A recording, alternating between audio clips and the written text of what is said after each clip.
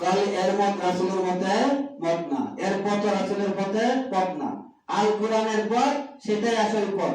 অন্য পথে অন্য মতে নেই যে রহমত। আপনি তো বুঝায় না, আপনি মনে করছেন না এই পথে বুঝলাম।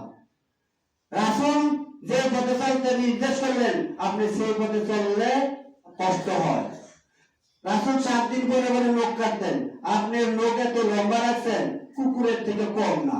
কারণ কুকুরের বিলেতে নখ কাটতে পারে না, আপনিও বিলেতে নখ কাটতে পারেন না। এই জন্য কুকুরের নখের মতো আপনার নখ লম্বা হয়ে গেছে। কেকের নখ আঙুল ধরতে আমি নখটা হত্যা দিলাম না। তাহলে কুকুরের যেরকম নখ আপনার নখ ওরকম। রাসূল 7 দিন পরে পরে নখ কাটলেন, 7 দিন পরে পরে মুছ খাতে পারলেন। আর আপনি যদি 7 দিন পরে পরে মুছ কাটেন আর নখ কাটেন তাহলে আপনার নখ তো লম্বা হওয়ার কথা না। এটি পীরের দলে বাই করছে কিভাবে? এই রাসূল যে একটা মেরাজে যায় 27 বছর ছিলেন তখন কি খুরকেলছি নিলেন? এই কথা কে বাই করছে? বন্ধ পীরের দলে বাই করছে।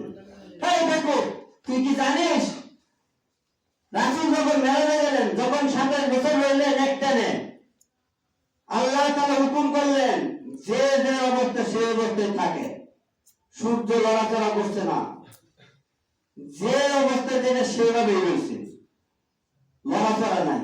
তাহলে কি তার মুখ বড় হয়েছে?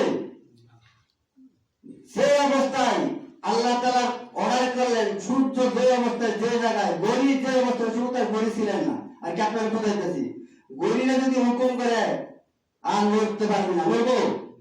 আপনি মানেন না, পৃথিবীর সব আল্লাহকে মানে, একমাত্র বেঈমানি করে মানুষ। মানুষ খালি বেঈমানি করে। আপনারা যদি হয় আপনি একটা কুকুরের রুটি খাওয়ায় দেখেন 2 দিন আপনার পিছে পিছে ঘুরবো, আর আপনি একটা মাছের বন্ধুত্ব করে দেখেন আপনার পিছে পিছে ঘুরতো না। আপনি একটা কুকুরের রুটি খাওয়ায় দেখেন, একটু পরীক্ষা করেন মানুষ ভালো না কুকুর ভালো। আল্লাহ বলছে পৃথিবীর শ্রেষ্ঠত্ব দিয়েছি মানুষকে, আবার এই মানুষকে নিকৃষ্ট করছি। পৃথিবীর শ্রেষ্ঠত্ব দিলেন মানুষকে, আবার পৃথিবীর সকল প্রাণীর থেকে নিকৃষ্ট বানালেন মানুষকে। আপনি দেখেন আপনার একটা বন্ধু আপনার সাথে চলে, কিন্তু আপনি যদি একদিন না নিতে পারেন সে আর আপনার সাথে নাই। আর কুকুরকে যদি 2 দিন খাওয়ান 3 দিনও যদি না খাওয়া রাখেন তাহলে পাশে পাশে থাকে।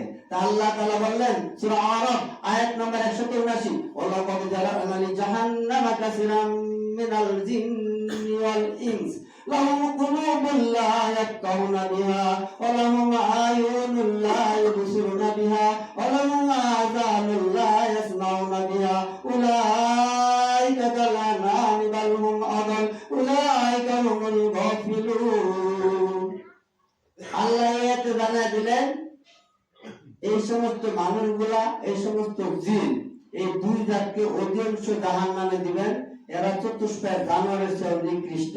তা আমরা যদি চতুষ্পায়ের জানোয়ারের চেয়ে নিকৃষ্ট হইতে চাই তাহলে রাসূলের মতে মত থাকার দরকার নাই, ইহুদি খ্রিস্টানদের মতে মতে থাকার দরকার।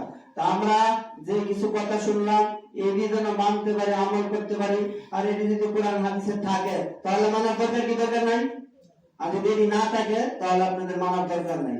আমরা যেন আল্লাহ তাআলা যেন যেভাবে চলার নির্দেশ করছেন সেইভাবে যেন আমাদের ছেলে মেয়েকে চালাতে পারি।